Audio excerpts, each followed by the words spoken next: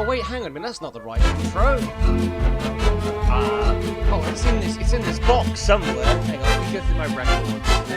Where's that file? Oh, beans.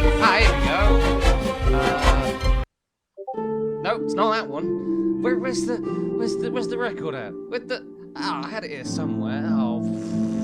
Here we go.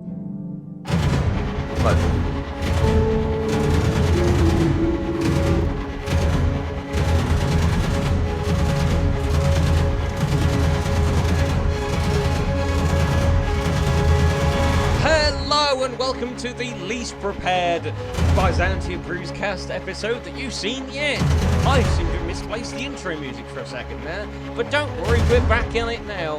With your host, Cody Jackson, Byzantian there, we're going to do some RPG stuff today. And not the rocket kind. Yeah! So let's get right into the news.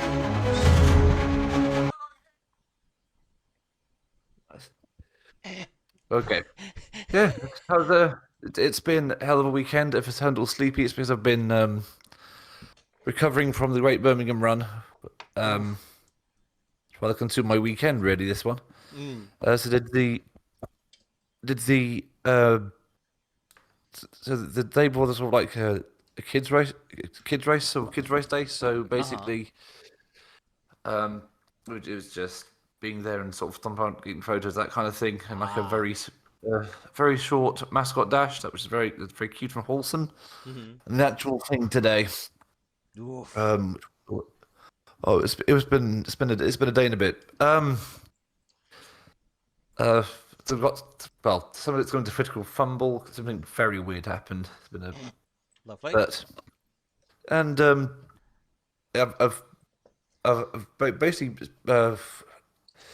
so the run was fine for the most part, but it's in the nicest possible way. I've been yelled at by hundreds of people to keep on running for most of like the better part of 1 hour 50. It's a bit of a weird sentence out loud, but no, it's been a really, really nice run for it. The new event village and the new was really, really cool. Wow. If you've seen the photos, there were several of the characters knocking about at the end of the event village. So I said stick around for like an hour.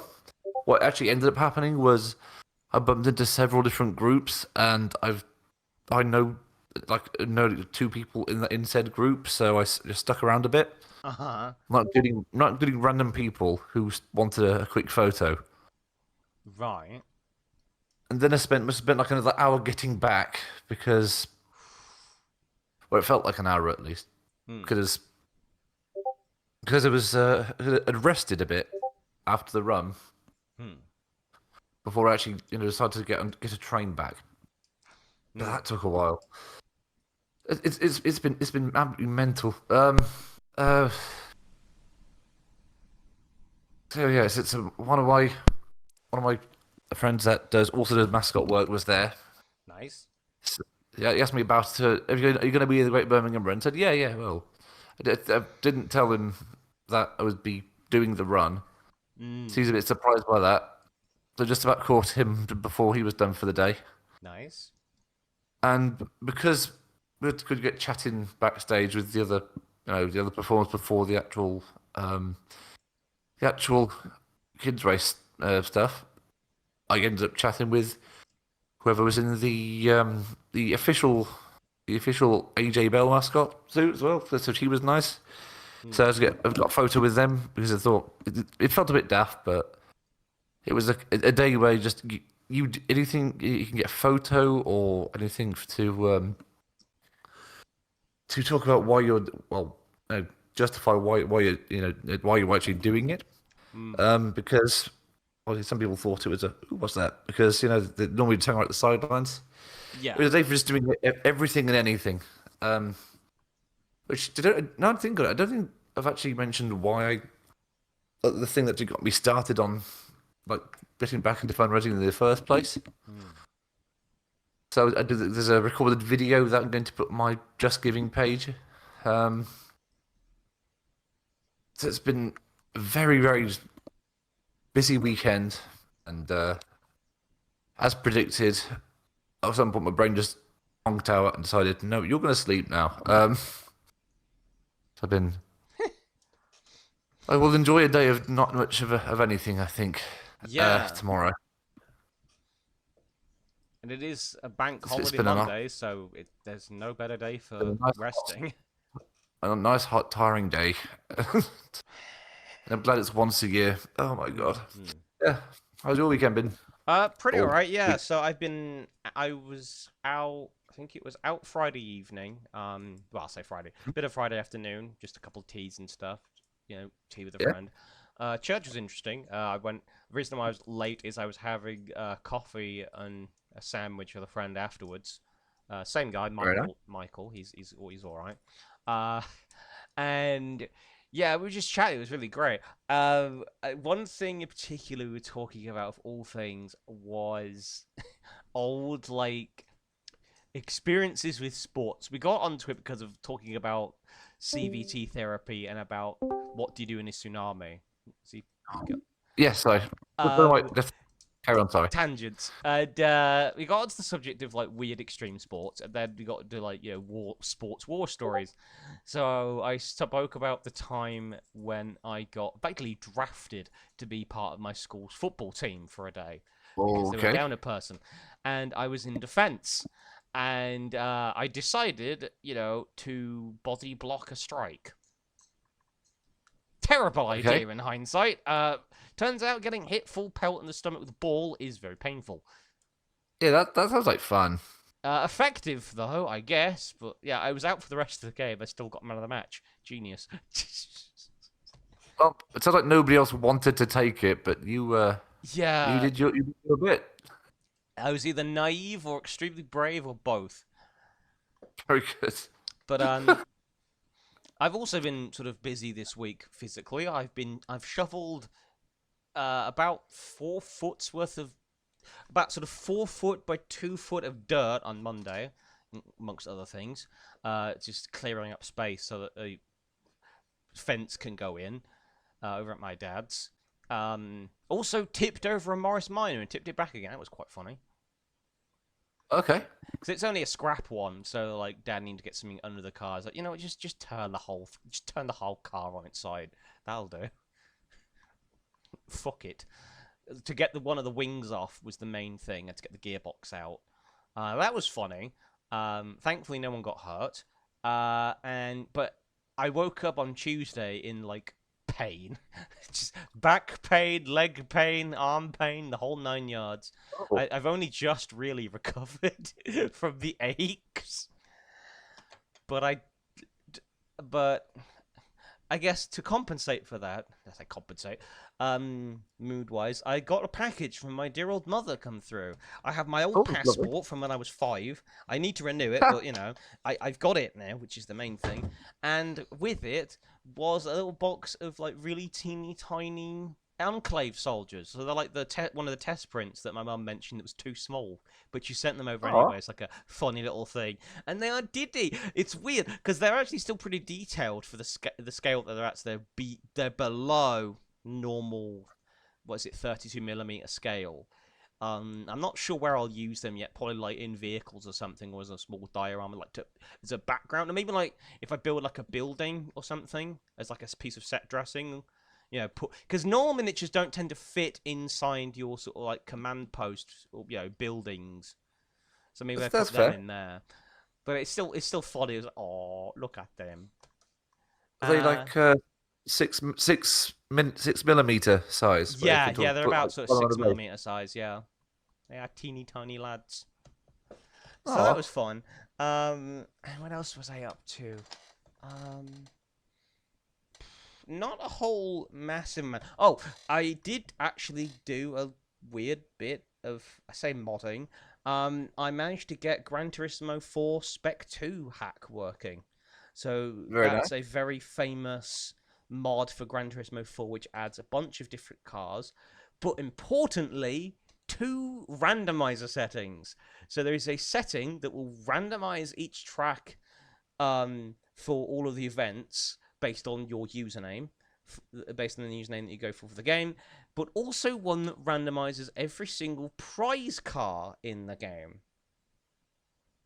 Okay.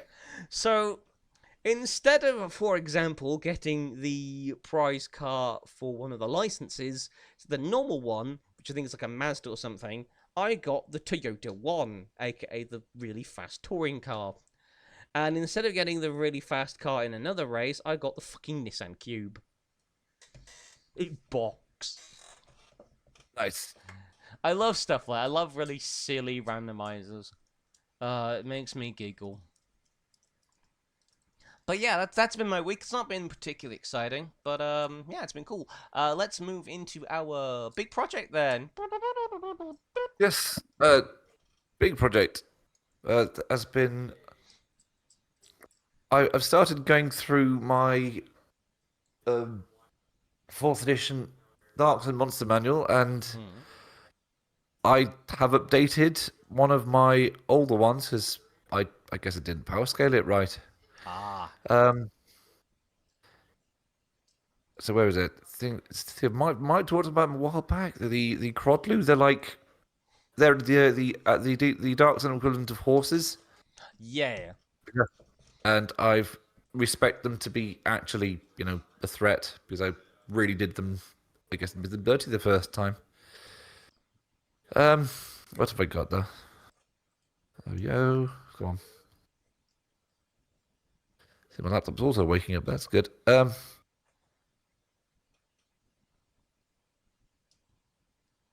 there.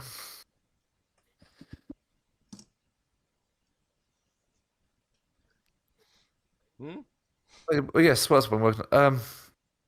I've been watching people play through the brand new, fifth edition, campaign stuff, Uh-huh. and it does actually look pretty good. It's based on a very old module. It's Keep on the Borderlands, All right. so it's very true to cave exploring and actual old school dungeoneering. So I did. Uh, something based loosely off that because I've been doing lots of paintings, especially this week. Looking across, I've painted a few of my Mordor orcs Nice. because they were always going to end up as hobgoblins or something. And I think I posted it up. Remember the blue, well, the old Warhammer goblins I did up as snow goblins. Ye. I gave them a whole encounter, Right. which is a basic ambush, but I was inspired by that. Then I messed around with this system that's like a concept for it's for my ancient world setting, for like third century Rome style hobgoblins. Ooh. So I've done 2 entries for that. I've got a named Scoutmaster who's sort of like a mini boss who might be something, or he might die in the first encounter, whichever comes first. And so on some of his raiders, so it's it's a bit gamified, but it's like a nice spread of things. So but it's apparently a lot of formatting at the moment. So it's just to Makes sense. like it's in the Osprey books. I've noticed the thing they all do is they will just shade, or every time there'll be like a table for actions or something, they'll just shade it. Yeah. There was a small change, but messing about with that sort of indicate factions and things like that. So it's been a lot of experimentation this week. What have you been working on? So I haven't done a huge amount, but I did work on a few concepts for adding to the look outside stuff that I've been working on. Yeah. A lot of it's just names at the moment because I've been looking at what works as a pun because there's a lot of puns in look outside. So we have such names as the Deluxe Cornet, which of course is a pun on Deluxe Cornet, but also Cornet, which is cornea, which is the part of the eye. We have Glorious Visionary, aka visionary, but vision, but also dairy milk. Lol. Yeah. One of them is just a meme. Do you remember the whole cooler Daniel meme? Yes. But Daniel is now a literal cooler. Still got them Tims, still got them Jordans, but he is now literally a cooler. Uh, and we have Snake Eyes because eyes, but also snake. I decided for this one that this one have a unique mechanic. I don't know what exactly I'm going to implement it yet, but it has a passive where it says that its attack, whatever its attack that it does, is randomly determined by a d6. So it's going to have 6 different things it can do, and it's always random. Okay. It's, Snake Eyes dice joke. And finally, go on. And as if you for cooler, usually have like a second form, and Yes. another really easy not like dumb throwaway gag would be, or just drop it in the chat. How well do you know the Dragon Ball Z movies? You're talking about Meta Cooler, aren't you? I'm not talking about cooler class. The second form of cooler. Here, the second form could randomly be that. Just, so you're getting 2 random references to one thing. Brilliant. Oh, I love that. Because, of course, they've got Antoine, aren't they, in the actual game, who's based on Kamen Rider. So having a Dragon Ball Z reference in a Look Outside inspired Fate game is completely normal, actually. You could even have the flavor text, it says the crazy angry text. This isn't even my final form, but he actually has a second form. Yeah. Oh. The other one I had was Axolotl. I don't know why I came up with that, but it's I might have like a little aquarium like setting in the game as well, with a bunch of like slightly semi-aquatic things. I just imagined a regular axolotl that's just a bit bigger and somehow has an axe. Because I might actually do it that way around. Because not all of the enemies in Look Outside were even human to begin with. And there's all the rats and the rat. On floor 1, so I could just do a whole aquarium area of just weird fish and amphibians. What are those Siamese fighting fish? That could be funny. Yeah. Oh, you know what I can do? You know what I could do if I ever get to playing that Fate game and they wind up in that area. You know what I can do? The dungeon music could be the Eyewitness theme. Now I think on it, how there's loads of weird, impossible geometry in Look Outside. Make that whole area just a strange white void, and it was very like a museum. I love that idea. Yeah, it's just become non-Euclidean, slightly referential to Eyewitness looking thing, including like a random waterfall for no reason. That's from an impossible angle. Yeah. Be careful, you might get randomly attacked by a crocodile. Elephant walks by. That's what it's doing there. There's a chicken. Got chickens in aquariums? Yeah. Yeah.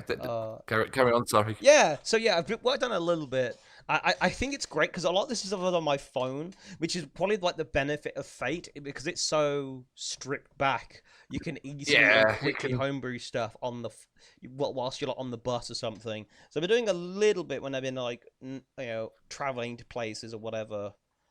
So I'm going to carry on with this, and then at some point I'm going to start putting things actually into the pamphlet, the little mini document, and then I'll probably put the file in the homebrew section somewhere as another compendium. Because I do love Look Outside, and I was actually watching Frankie Smile Show stream yesterday. He was doing some art for the competition winners of the art competition, and there was one particular funny bit. So there was one artwork is where Shadow gives Sam the rose, and he had a funny bit. I don't know if it made the final thing, but one of the arms sort of loops behind Sam, and it's a job application. Job application jump scare. The job application would be like one of those trick encounters where the more damage you deal, like it would split off into like smaller versions of itself. Yeah, I just love the idea that if all the things in Look Outside, the scariest thing that Sam could possibly encounter is a job application. There would be like more and more pages, the more damage you do. But Oh, there's one on the back you've always missed. yeah, yeah, yeah. Ugh. But then you have to beat it twice. You have to beat it twice because you always have to fill in your details on job application twice, despite Do it as having like the a full boss. Do it as CD. like a boss rush. Use a like kind of Frederick's apartment. You have the job application. You have the interview, and then you just have like a puzzle style encounter, which is the what you would call it, with the not Yeah, first it's day, like the trying to trial think shift. of trying to see. The interview could be a really funny puzzle boss. Have you ever played something like Silent Hill 2, where the game will randomly drop in a quiz? Uh huh. It could effectively Yeah. ask. You could make it really funny. Actually, find weird out of pocket questions people have been asked at interviews, Mm. and just use that as part of the boss fight. Mm. But you pick like the Uh, really weird, why is this is never going to go up on the job kind of questions. So it starts off with like basic questions. So depending on how you answer, the thing takes extra damage or whatever. Or if you Yeah, answer in a wrong way, you get like a debuff or something. And it's like the questions start off as like, where do you see yourself in 5 years? yeah. What benefit can you bring to the company? And then it goes down to weird stuff like, have you ever drunk Baileys from a shoe? If you were leading an army of ants, how would you fight butterflies? That kind of like what? Yeah, yeah. Just make the questions increasingly unhinged. Of like, okay, if you had to have one of your feet trapped in a bear trap and removed, which foot would you choose? Oh, he's gone. We will wait for the co-host to return to the show. Yes. Ah, are you back? What did you miss? Yeah. Every time, no, just about 5 seconds worth. Every time my laptop decides that it's sleep mode, Uh huh. it also has the genius idea that you don't want to be on. You don't want to be on the mic anymore. Yeah, I don't just know why it's been. the question's just ridiculous by the end of just like if you were a Yeah. fish, which of these four types of fish would you be? Then you pick exact species. Like really obscure kinds of fish as well. Oh, use Latin names. Yeah, yeah, Like the yeah. full What scientific the name of the fish. What is an And Antinidae pholoscanob? yeah, and there's a real like we should have known that kind of attitude to it. Yeah. It's just One completely of them it absurd. just is straight up just not a real species of fish, and like that's the bad answer, and like you take a bunch It's of just Latin, damage. so you probably won't notice. Yeah, yeah. It's like you take a bunch of damage because you fell for the trick answer. There's two versions of the boss fight depending on how we do in the interview. Much harder if you get it wrong. Oh. No, no. So the interview is a boss fight. So the answers also affect the next puzzle boss, which is like the first day, your trial shift, which is like a horde boss of customers. So there's like a retail shift in the middle of your horror game. Yeah, yeah, yeah, yeah. For some stupid reason. So you have to defeat a bunch of like weird customers. Someone's trying to return something, but the receipt's small and 3 months old. And you see, there's actually so here's how it works. Okay, so the number of fights you have to do in the third part of this, like apartment or whatever, this whole area, the number you have to do is determined by how well you did in the interview. The better you do during the interview fight with the questions, the fewer mobs you have to fight in the next fight.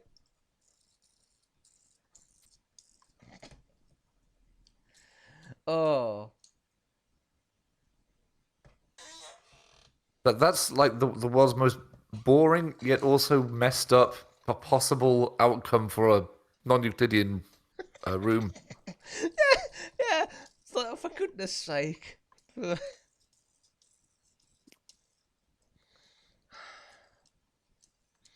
But like, oh man. Also, another thing that affect the boss fight for the interview and afterwards is how well you're dressed.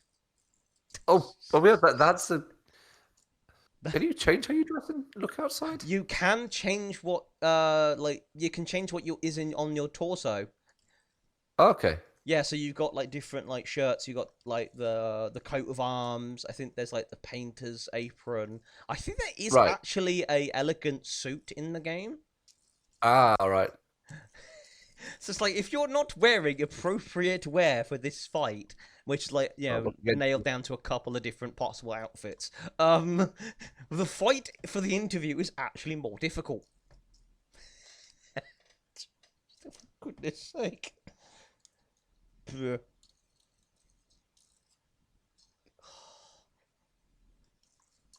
Maybe it's like the okay. boss has more hit points or something. But yeah, I thought that was a cool.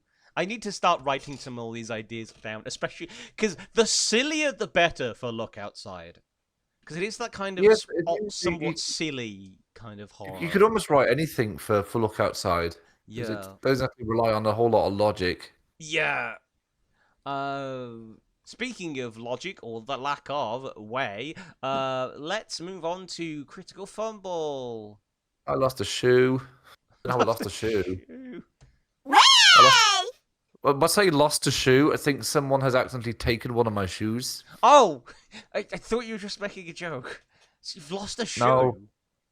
no. So I did the post, mascot dash. Yeah. I decided to get changed, and one of my shoes is gone. Oh no! How did you? That's the thing. I think someone's. There were five of the characters getting changed in that room. They're all Yeah. spaced out. Five of the characters. I think what's happened is someone's possibly accidentally put my shoe, sorry, in their costume bag. Uh-oh. So I have other boots and shoes and stuff, but I'm down a trainer. So I might get a call if they find it, but I don't know. Yeah. Uh, and Other today I mascots, almost please check your kit bags. I think someone's nicked someone's shoe. don't steal a shoe, singular. No. I also was so tired I almost threw my keys in the bin because I had one of those those drawstring bags Uh-huh. for the run. So put my like bottles of water in, what have you. So I had two of them. I thought, what am I going to do with this? I'm carrying Hetty's head and the bag. Now bags. So I figured, oh, I'll just empty it out and have it thrown away and put it in the bin. And I'm about to leave, and I realise, hang on, where's my keys? Oh. The little mini. Thankfully, I found them. It's like, okay, which bin did I put it in? Thankfully, the bag was still there, but the bin man was the dinosaurs were just about to take the bins out, so I narrowly avoided losing my keys. Thankfully, that was everything. Yikes. So that was. I think my brain was a bit cooked there, which is It's understandable. understandable. But a little scary. Good weekend, but somehow I lost a shoe and almost lost my keys. So that was something. Oh dear. Well, I hope you find your shoe someday. Well, I've got some new boots which are quite nice, but one of my cheap walking trainers has. It's possibly Alexander Stadium, or not. I don't know yet. It could be anywhere in Birmingham by now. It could be anywhere in Birmingham right now. It could be in Bertie the Bear's bag or something. I don't know. Another critical fumble news. Wiz the Coast are in fact back. To the surprise of no one. So there have been some reveals for the next actual in-universe set, Reality Fracture. And do you remember where I said that I was looking forward to this set? Have you been disappointed? I have been disappointed. Turns out it's not just gonna be another planar chaos style set. No, it's Uh-huh. some weird alternate universe Strixhaven thing. Oh, what alternate Yeah. universe? Haven? What do you mean? Called What? Hexhaven. So basically, it's the other 5 color pairings. That's Oh, right. Okay. and I'm whelmed. Slightly So, underwhelmed, actually, not just whelmed. okay. I mean, Uh, do people like the Strixhaven cards? I never heard people say they like them. I don't think people really like Strixhaven as a place. They don't mind the mechanics of it, but like I've always like I in order for me to really be invested in a Magic set, I have to be interested in the lore, particularly within universe stuff. So like Right. this is just like I never got into the bootleg Harry Potter theming of Strixhaven. Okay. I'm just like great, yay. You can always wait like another 6 weeks. There'll be another one. Some other Well, the problem is universes that's the beyond. only other that's the last in universe set of this year. It's like great. So first in universe set of this year, Lorwyn, cool, but I'm not like massively invested in Lorwyn because it's kind of very basic as a place, and I never grew up, when Lorwyn the first Lorwyn stuff came out, so I don't really have an attachment Yeah. to it. And then mid set was Strixhaven. I don't Right. care, and now this one turns to be Strixhaven again, but not Strixhaven, sort of. It's like, yay. Do you think there's a cabal of employees that are really wanting Strixhaven to sell? No, I think it's more just like they don't have any ideas. And so they're scraping the bottom of the barrel of ideas for in universe stuff and putting all their Right. focus into universes beyond. Yeah, that sounds about right. We don't need to think anymore. We'll just get AI to do all the design work for us. Occasionally, I get like YouTube recommendations from Magic the Gathering historians, Hmm. and they all seem really burned out on the entire game, the release schedule. Yeah. These are guys who can tell you about concepts that failed in 1996 for Hmm. like 40 minutes, and they're like, not really feeling this one. That was a 2-year-old video, and they're still saying that about the new one. Yeah. Is Magic okay? The other thing is as well is that the color shifted cards that we are seeing, like the blue Chandra, for example, they're not that Hmm? exciting. I thought they were going to be way more exciting than that to see like what is usually a red effect on a blue card, for example. But no, Yeah. it's just oh, this is a blue planeswalker, but it's Chandra. Okay. Do you know what that Great. reminds? Yay. Do you know what that really reminds me of? I'll find it. In Monster Hunter, there was something called the Young Goo. Is it was a monster, Yeah. and some of the readers sometimes they would have like variant monsters, Hmm. and sometimes they were really cool and had different moves, Hmm. and sometimes they just there's also the blue Young Goo, which is just the same monster but blue. Yeah. This is very much reminding me of that. Yeah, and because the thing is, well, because it's also just it's a Strixhaven set with some color shifting. A lot of the other stuff that's in the set is just like, yeah, this is a black warlock that does black warlock things. Oh, so Yay! that's not even a shift. Yeah, it's like you hype this whole like, oh, there's gonna be things in different colors to normal, and I'm like, yippee! It's like playing the chaos, one of the most interesting sets of all time because it gave us a white counter spell and other things. Can you imagine blue with the rules for a white card or something? Yeah, Be no, horrifying. no, nope, none of that. Just So slap that sounds Chandra's a bit face on too. a blue card and call it a day. Maybe they meant we'll change the color of the card. Yeah, They never, just like, they never specified what they were gonna do. just great. This is not what anyone asked for. Thanks, wizards. Well, I think they'll be escaped from safe from scalpers somehow this set. I don't think they'll Yeah. be be down for it. Unless there's like some absolutely pushed card. It's like, but yeah, that's their critical fumble. So, Hey. let's go on to something a bit more interesting and good-hearted. Let's go on to Yes. a homebrew of the week. This week was interesting because the theme was Bermuda Triangle, which was a bit broad, and I know of a very strange 70s song about the Bermuda Triangle in some way, and I didn't know how to tie that into anything. So what I went with was something that was like the Bermuda Triangle. I wrote a scenario for the game Ghost Archipelago. Hey. One of my favourite skirmish games I think I've ever read.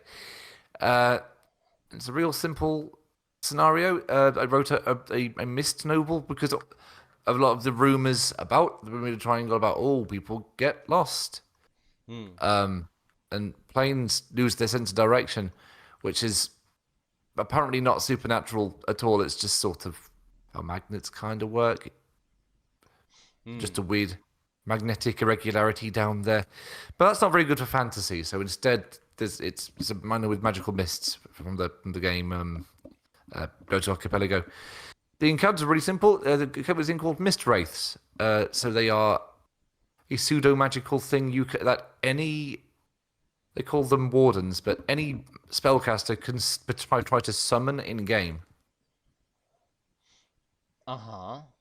The idea is, usually it's two sort of boarding parties would be the main players on the board. And there's usually some sort of third threat. Sometimes it's a tribe, sometimes it's snake men. There's always something else, some complication. So I figured, what if there's loads of tribes on the island? What if there was a tribe that bury their dead in sort of bodies of volcanic water? Because why not? That would be weird and interesting. And what you can do mechanically is there's actually a spell it's a unique spell to this one scenario to summon them to effectively help you. And they are immune to non-magical weapons, which is kind of a big deal. It's sort of like the rule of mechanically. It's like there are enemies that are like ghosts and not like ghosts. The enemies like ghosts cannot be hurt by normal weapons. Makes sense. They can be fought and beaten, but you deal no damage. Effectively, is how the ruling goes. So I thought that's a really sort of a way to sort of get into designing a scenario for the game that's also not massively overcomplicated. Also threw in some deadly terrain, like if a model is pushed, because you can push people rather than fight them, or falls into the water. This is a D20 system, so the attack would have a fight or shoot of plus something. Yeah. It's like a +4 attack. That the water just has that constantly. Because it's really, really hot. Because that's the thing I find a lot of scenarios. There's always some sort of fun bit of terrain that changes how the scenario is meant to be played. And of course, the main trick being if you want to get the additional treasures, you have to take them from the sort of bodies that have been stowed away in the lake. But there's a risk to doing that. However, because the scenarios are really good but you get experience for doing regular things, and you get extra experience for doing certain things. Usually with your expedition leader or warden, who's sort of like your second in command. Yeah. So usually it's up to like +20 is a huge amount of experience, and +5 is like that's cool. So it's like +10 for any specialist crewman or captain or warden that defeats a mist wraith. I think it's +20 for the first captain or warden to do it. So there's a bit of a time element to it. And the other one is it's +10 experience. I think every 100 it's level up, so it's not an insignificant amount over a campaign. Yeah. So +10 for any model that survives falling or being pushed into the water. Yeah, but again, these can only like trigger like the first time. Yeah. So you can't just spam experience from it. There is this inbuilt Mm. balancing. It's sort of been a really fun experience. And well, thought, what's more Bermuda Triangle than an archipelago, a game about a magical archipelago where there's weird, obscuring mists, where people thought that was something supernatural going on than the real life triangle. Yeah. So what have you found for this week? So I have gone down the kind of more literal route for Bermuda Triangle, focusing on Okay. triangles. This is Oh. a new arcane focus for D&D 5th edition. It's called the Tetrahedron of Truth. Probably looks like one of Oh. those Illuminati symbols. Right. It is a unique artifact. It is a +3 arcane focus, so this is quite strong. Because I made it a +3 because it does have an ability, but it's an ability that can bite you in the ass. This object has 2 charges that regenerate at dawn. As an action, the wielder may designate an equilateral triangular zone up to 100 feet in size. Spells cast in that zone become wild magic instead, and are rolled on a wild magic table of the caster and DM's collaborative choosing. Only 1 table may be chosen per activation of this ability. This zone lasts for a minute. It is Okay. also cursed. When this ability is activated,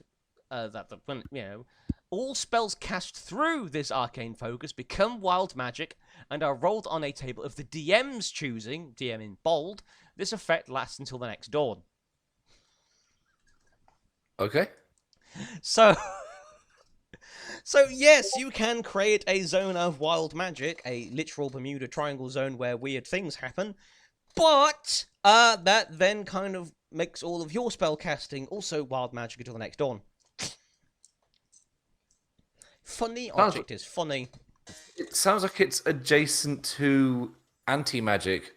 Yeah, kind So of. rather than make all magic inoperable and stab a spellcaster to death, you're making magic almost unusable.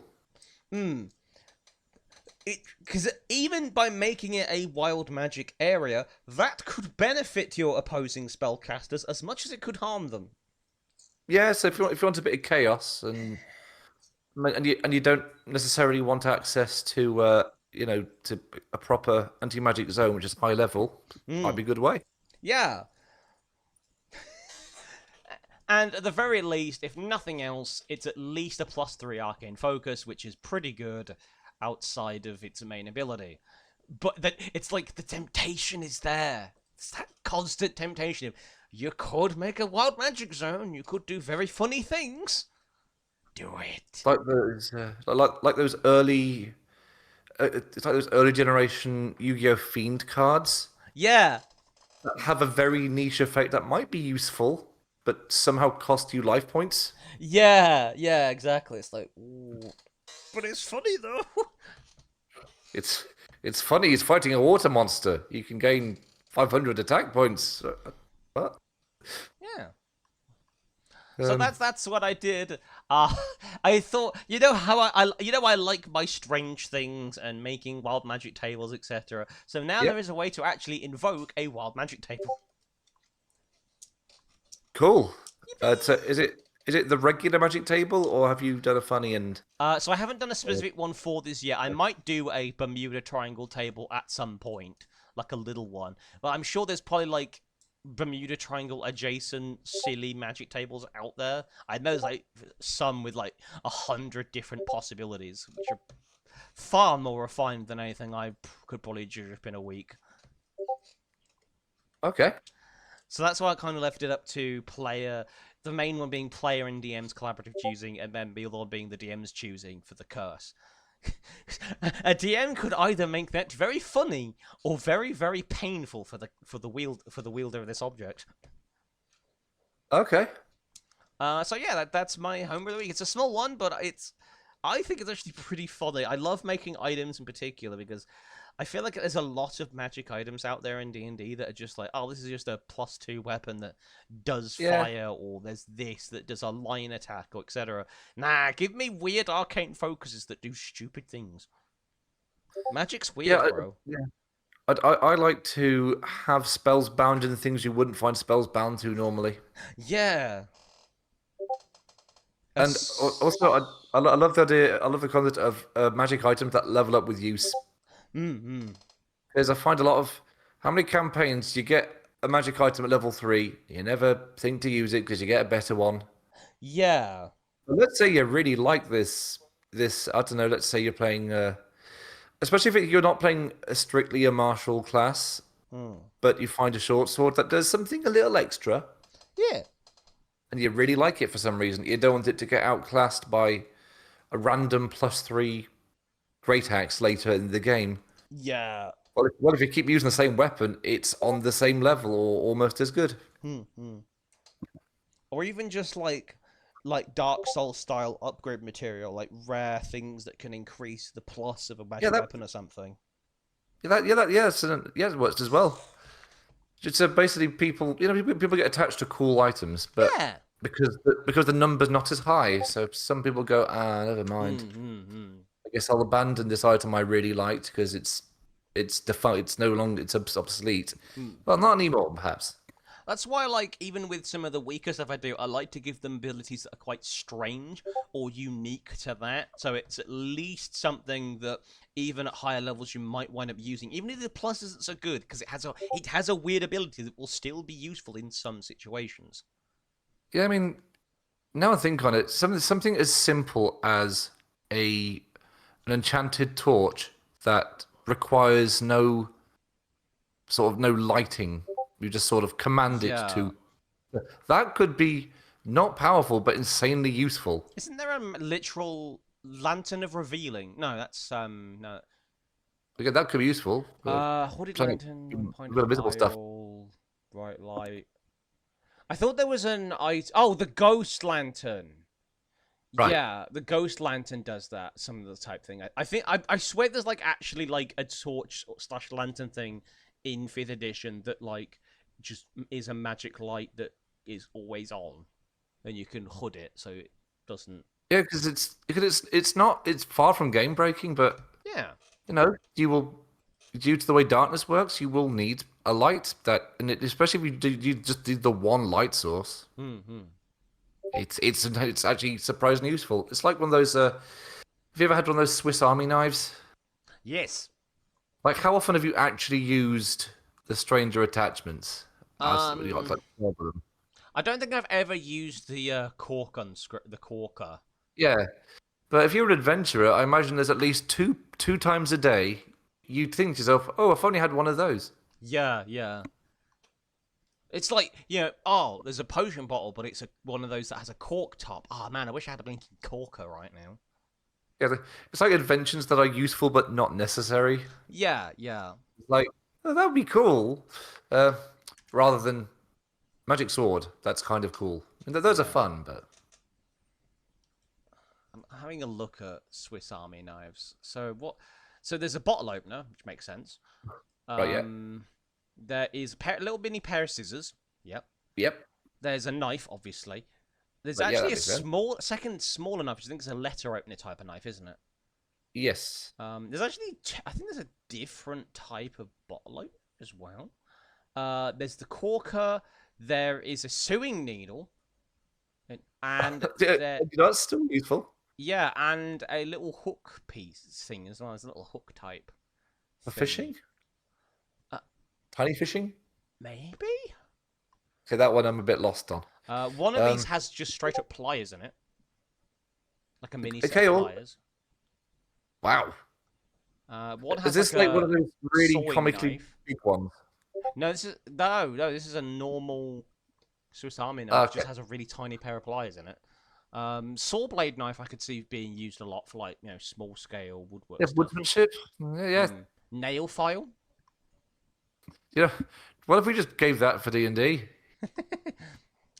Just a weird multi-tool. No magic required.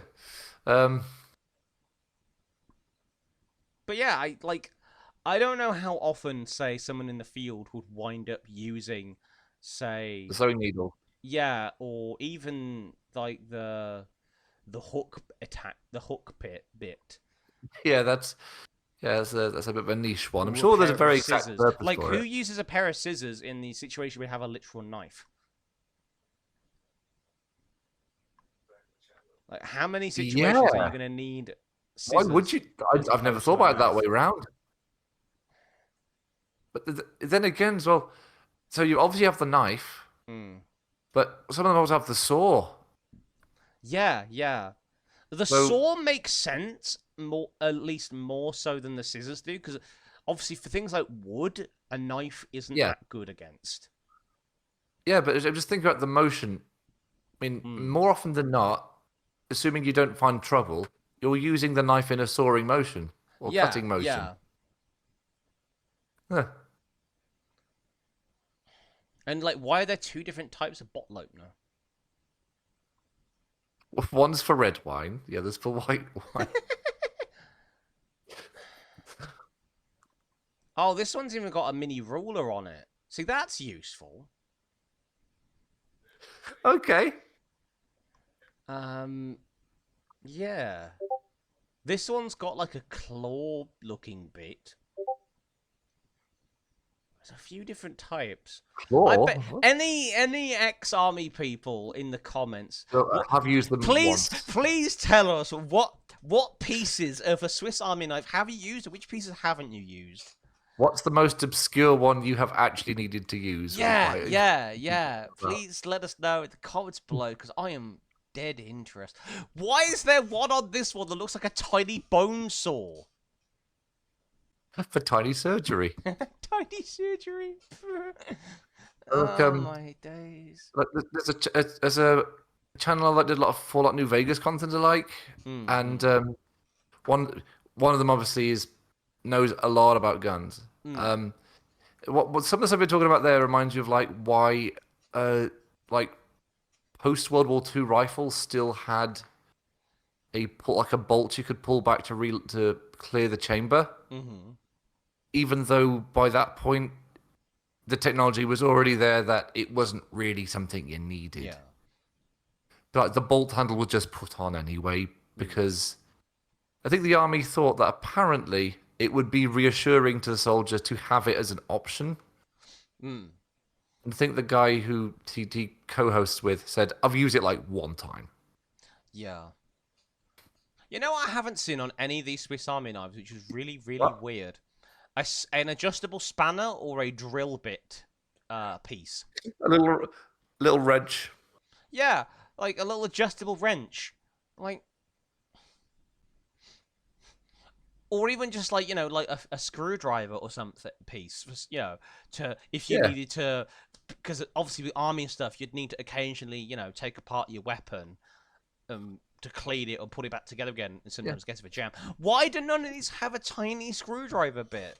Oh, here's one that I actually think that, does have one. This is the Victorinox Rescue Tool Swiss Army knife that has one. sounds fancy. I Yeah. like. I Oh, think this one has a I torch as wonder. well. That's quite cool. So I wonder how far you could get with the toolbox with nothing from stuff from Crackers. Because they occasionally do throw in some like actual tools, like micro tools. Yeah. Oh, why is this one sparkly? Victoria, I need to send this picture over.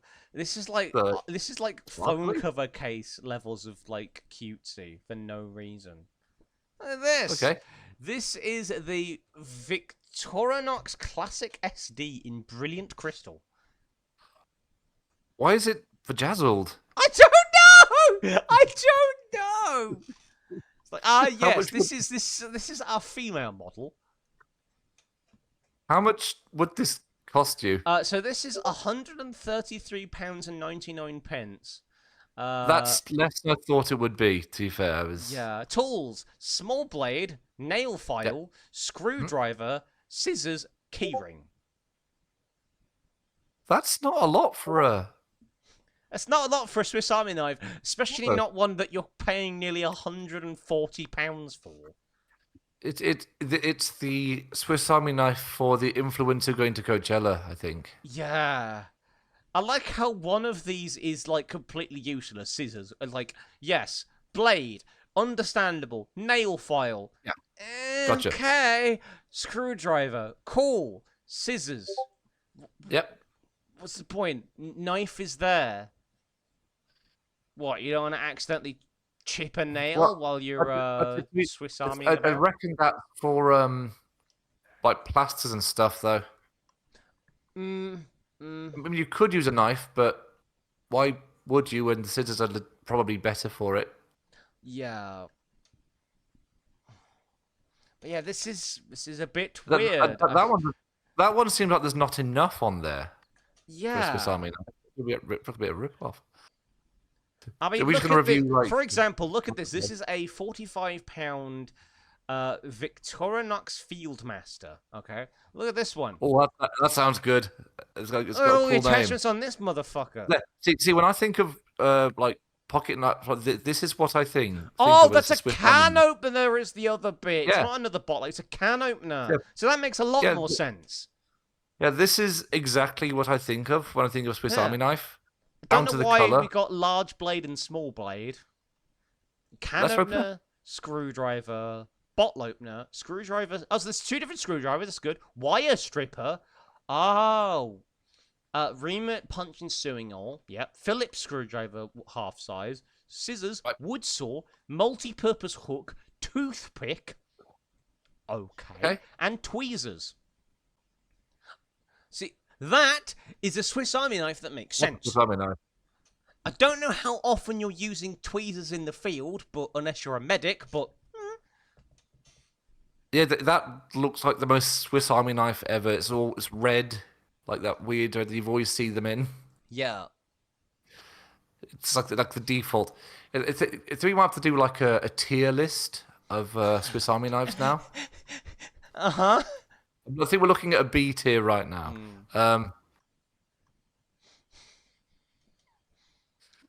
Oh dear. Yeah, that's like... I think that's the one with the most attachments to it as well. Wait, what's the champ? What's the champ? Champ? What's this? Hold up. What's the champ? So, this is the champ. Okay, I like how we're going down Swiss Army now. Look at this! Oh my god, that's Nail amazing. cleaner, metal saw, metal file. Well, go down the... Hang on. Go down this. I want to... There we go. Yeah, metal file, screwdriver, 2.5mm. Blade, large, pressurized ballpoint pen. Reamer, punch and Pressurized sewing arm. ballpoint pen. Chisel, 4mm. Combination pliers, wire cutters, wire crimper, blade small. Can opener, 3mm screwdriver, mini screwdriver, 1.5mm. Corkscrew, fish scaler. Hawk disgorger, ruler centimeters, ruler inches, magnifying glass, bottle opener, screwdriver 6mm, wire stripper, disposed to a wire crimper, toothpick, pin, wood saw, 1/2 Phillips screwdriver, multi-purpose hook, scissors, tweezers, keyring, and nail file. That's a machine. This seems like a person who owns this has is like a plumber or electrician. They have a full box of tools, but they have one of these just in case. This is the kind of Swiss Army knife that a bloke who unironically drinks from a world's greatest dad mug owns. Like, Oh yeah, this is definitely something you could get like a dad TM, and they were like, yeah, this is I will actually use this, yeah. and he means it. Half the time he will use it just for show, but... So, No, but don't he's worry, I've actually- got this. I've got this. Yeah, Just get I out. reckon if you have a dad that does a lot of like work with his hands, they'd love that. Ironically, It is 89 quid, but I feel like for something like this, it's like professional grade Swiss Army knife that has all yeah, this. That's actually kind of worth. It's at least a lot more worth than the £140 one that has still like like- 3 attachments. it's cheaper than the bougie crystal inlaid one. Yeah. Yeah. There are two types. There are two types of middle-class people in this world: TikTokers and dads. That's what I've learned today. That is it. There are two types of people in the world. Which one are you?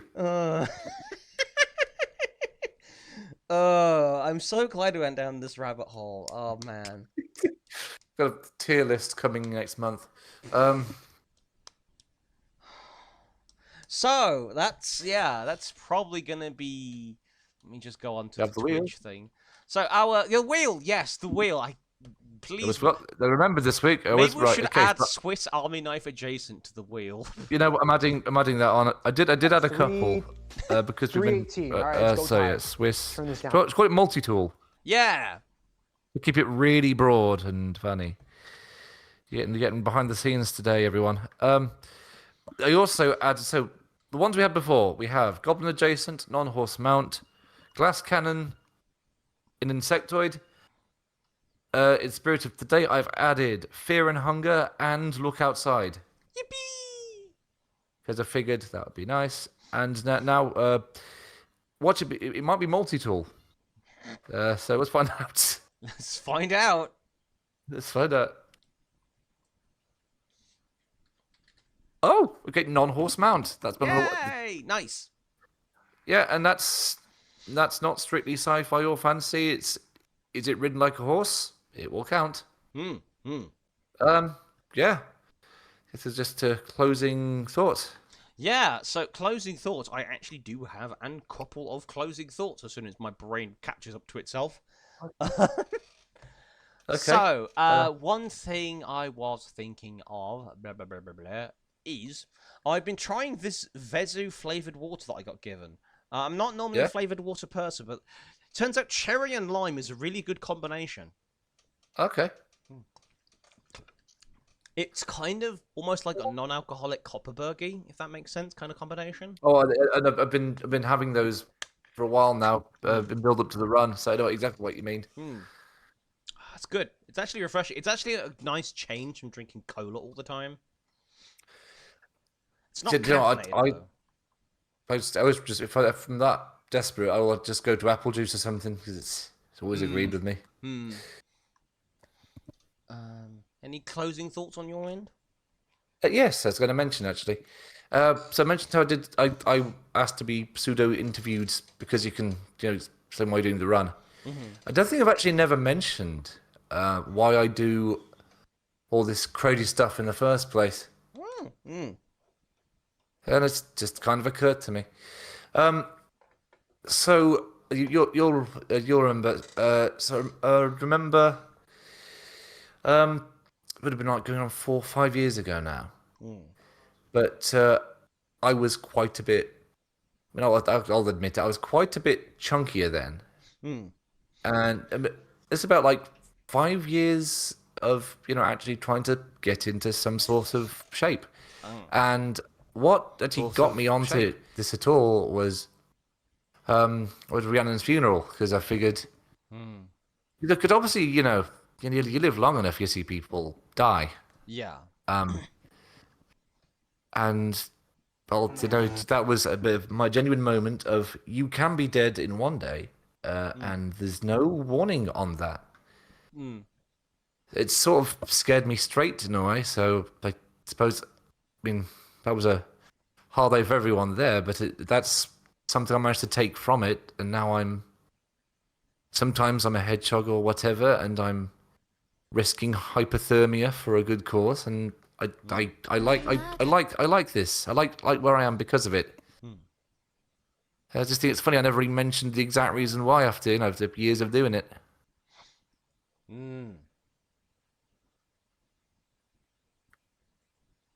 So I'll leave it at that. That, and I really need to drink something because I'm still surprisingly warm.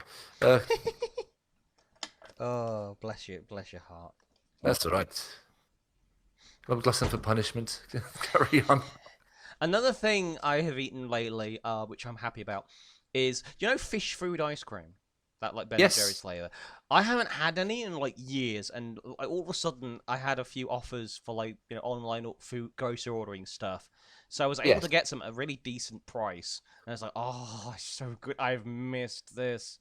It really takes me back to the days of going to the video store, which was also like a place where you could rent games, and Oh yeah, yeah. having a tub of Ben and Jerry's on the way home. Just yes. And then you'd get a game and it turns out it was terrible. Oh You go yeah, for a week. yeah. For me, I think it was the Donald Duck Quack Attack game on PS2. Not Quack Attack. It was what? PS2. Yeah. There's a PS2 Donald Wow. Duck game. It's That PS2. that is an interesting choice for a PS2 game. Yeah. But all right, Yeah, Disney would it is. market any old thing. Going. No, it's either called, depending on the localization, it's either called Quack Attack or Going Quackers. Of course. It was basically like Disney's attempt to do Crash Bandicoot. Oh, and With I believe you middling completely. levels of It's success. so funny. Apparently, though, Yeah. 96% of people liked this video game, according to GameSpot. Oh. Don't know how. I actually got to play when I was much older. I actually got to play the game. I never rented from a video shop, and there was actually kind of liked it. Do you know the Turok series? Yes. One of them is Turok Dinosaur Hunter, and I don't know if they played this advert all the time or I just kept seeing the box art and wanted it. But one day I just bought it for cheap on original Xbox, and it's kind of great in a very silly way. Because it's from that era of shooters where every weapon had a secondary function, and they get increasingly dumb. And it had my favorites were grenades that summon small black holes, and there was a weird spider drone that you could use, which is really cool. And because it was one of those games that was trying to cash in on like being a little bit edgy, you could have a new type of arrow that poisoned enemies and made them like vomit themselves to death. And there was also they think called the cerebral bore, which is like a Turok weapon, but it basically it fires weird little drill things. I don't know what they are exactly, and it literally cuts the limbs off in that very PS2 Xbox kind of way. It's such a it's a game full of really wacky weapons, and I kind of love it. I kind of like the game. Apart from some janky flight sections. So I was quite impressed that the game I liked when I was 8 and never got was actually somewhat serviceable. Yeah. Yeah. Another one that I think I rented out at one point, which didn't actually work, was I think it was the Smarties Meltdown game? Was it Smarties Meltdown? I do know that. I've heard of that game before. Yeah, it's apparently I never got to play it because the disc didn't work, which was a shame. But apparently it is a very, very, very strange game. I mean, it's one of those things. Why was it made? Yeah. Look at this screenshot. Okay, Tell me what is going on in this screenshot. Oh, I've seen someone play through this or review it as like this game existed. It's like a third-person action adventure where you play as a blue Smartie. It's very, very weird. I think it's like trying to be like Ratchet and Clank by the look of it, and not succeeding. I'm wondering because I was old enough to remember. Do you remember being told that the blue Smarties were the worst ones for you? Yes, E-numbered. Yeah. I don't know how true that is, but that was always the thing. It might have been an old wives' tale as far as I know. Just don't have the blue Smartie. They've got the most. What the hell is an E number anyway? But it's got the most E numbers. Whatever one of those is. But yeah. Another closing thought. So I actually managed to catch a Joel stream the other day, which was it Extreme Golf or something? Oh yes, yeah, I know that one. Where you have to not Extreme Golf, the one the one where you punch your caddy. Oh yeah. I can't remember the name of the thing. It's probably on like Joel's channel somewhere. It's not Caddy's Punch Out Golf. Oh, Outlaw Golf. That's the one. Outlaw Golf. Yeah. Very, very weird game. So I was actually watching this live, and I was in the chat, and someone was like, "Oh, here's this like cheat code for perfect shots." It Yeah. was not a cheat code for perfect shots. Do you know what it was did? it for? Big Well, boob no, mode.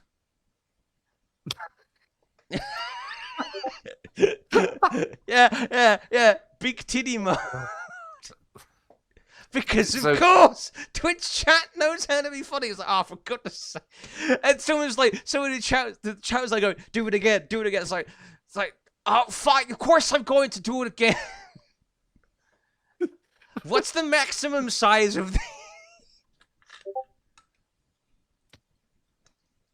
So that was an actual mode they put in the game. Was Yeah, giant there's an boob actual cheat code they put in. Of course, there's big head mode. And there's also something that allows you to get your your tokens back for punching out or doing the golf cart thing. Yeah. And I think the first time he did the golf minigame, he just like went so far off course and somehow managed to tip the golf cart right next to the goal. What do you want me to do? I now love this game. What was it on? Outlaw Golf. Because I know it said it was an emulated thing. Was it just like an old piece? Oh no, PS2. Of course, it was on the PS2. Every weird thing's on the PS2. What on earth? What a Smarties game. Yeah. But yeah, the crazy front racing games. Oh yeah, we also found out that one of the unlockable characters is like a weird bondage thing. So there's like a Chinese girl, golfer, no. and her like caddy is in like basically full bondage gear. Right, I couldn't see it. Imagine like a golf gimp. Where's the? Nope, that player reaction. Oh, yeah, that's normal. Where's the punch? Punch out. No. Where's the beatings? That was called beatings, wasn't it? Beating. I'll see if I can find a screenshot of the beating. Ooh, here we go. Yes, all golfer beatings. Oh, Because this is normal in a golf game.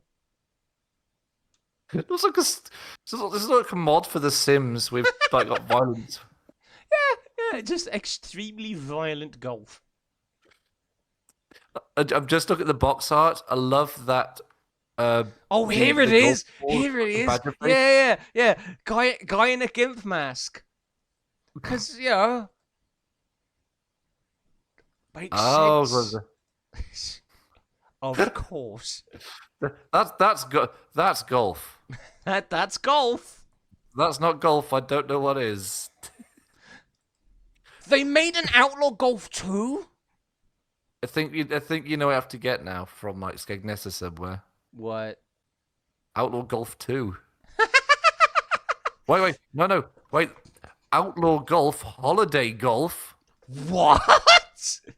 Why is there a like Winter Wonderland version? 9 holes for the holidays plus $5 off the original Outlaw Golf. What the flip? They could not get rid of this game quick enough. Oh, apparently another name for it is 9 holes of Xmas, of course. All new holes for the holidays. What the fuck? How many hole jokes can we put on this box? Yeah. There might be my days, there's a spin-off. Outlaw Volleyball. Of course. And Outlaw Volleyball remixed. What do you mean? It was so good we did it again. One of the characters on this box art legitimately looks like Lara Croft. It's uncanny. Oh, no, that's the original. Let's go with the remix. I think I'm missing a... Kind of. Oh, there's a mark of quality. Someone brought it new and put it on eBay. Any two for $9.98. Outlaw Tennis? Why are there so many of these? There's Outlaw Volleyball Red Hot. Okay. Outlaw Tennis. Why is this? I've gone down another rabbit hole here. Oh no. I Where think there's you're gonna have to so stream some of these because I was that Guy Fieri on the front of that as well on Outlaw Tennis. Oh It's my really days, it close. does look like him. Jesus Christ. Dear, oh dear. This is the power of Vinesource finding obscure games that everyone swore didn't exist. Ah. I think that's all of them. But the fact that there is not one, not two, not three, not four, but like, not five, but six different outlaw sports games. That's mental. That's crazy. When I heard it, I thought, oh, it's like, but in the Wild West. No, it's just weirdly sort of violent. It's very generic, actually. Yeah. All right, here. There was a real loop. Oh, no. Uh, Outlaw Golf 2. I think now we've done this, before we end Oh this... wait, no, it gets worse. So there is in fact 9 more holes of Xmas for Outlaw Golf. 9 more. 9 more holes What of the Xmas. fuck? Yeah, I like that they could have put all 18 holes in the thing, but no, they do 9. They're not ready for the other 9 yet. Oh my goodness. That's so stupid. Uh, That's crazy. Why have there like 7 outlaw sports games? It's ridiculous. I think before we close stream, I think we're obligated to mandate that you buy all of these. I'll see if I can emulate a couple of them and like get the disc and emulate them. I outlaw volleyball now. No, you think we have to? Let's bring this back. We can remake this. You know, EA brings out a new FIFA, the new Madden every year. Yeah. We could have Outlaw Golf Outlaw volleyball every year. 2026. We could go by year. Be great. Sonic, Mario and Sonic at the Outlaw Golf Games. It's just the Olympic Games, but everyone's wearing more like skimpy sportswear. There's no real difference. Oh my days. Oh goodness me. Right, I think I'm gonna have to raid out before I lose my mind completely. Who's good to raid today? Let's find out. Do you think a raid on a bank holiday Sunday is a bit like less of a raid and more like some relatives that you let in anyway, just sort of show up? Hang on a minute.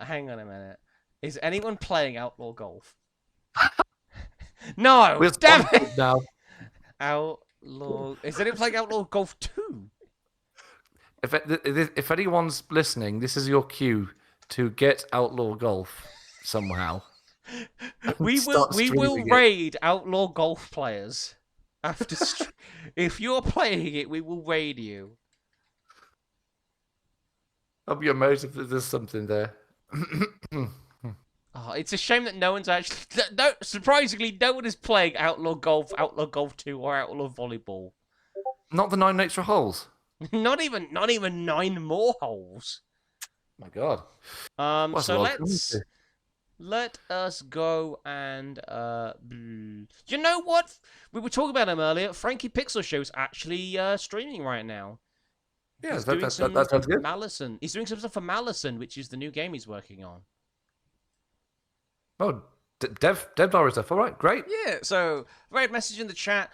See you guys soon, and remember, don't look outside when there's weird eyeballs about.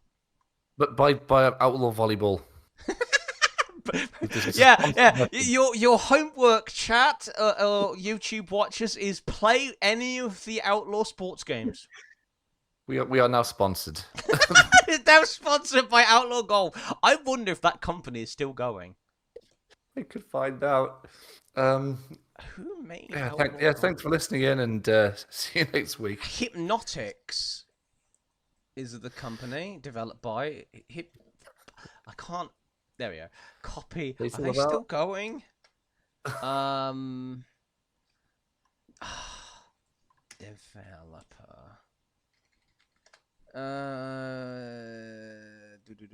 Defunct in 2005. Oh. Oh, only Wait. 3 years after. Yeah, so that means we could pretend to say that we're sponsored by Outlaw Golf, because probably that game is in public domain now. It's probably not How owned much of by the- anyone. I wonder if anyone bought the rights to Outlaw Golf. How much are the rights to Outlaw Sports? Alright, see you guys the next one, and yeah, stay safe, everyone. Let me find the outro. See you guys the next one. Next one.